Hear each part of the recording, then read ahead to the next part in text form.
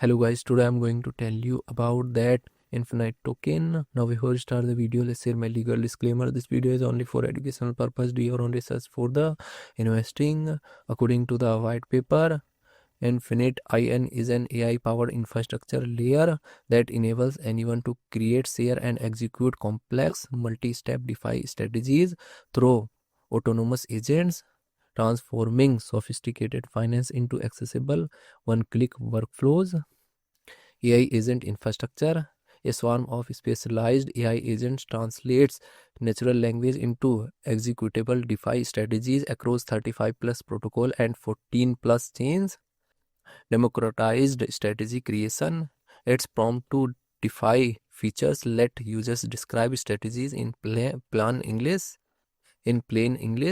which are then tested and packaged for one click. Non-custodial execution. Utility token economy. The in token powers transaction fees, rewards top performing AI agents, and grants holders governance rights over the protocol's evolution. Infinite project institution rating is 3.5. Infinite token total supply is 1 billion and circulating supplies around 310.27 million IN token.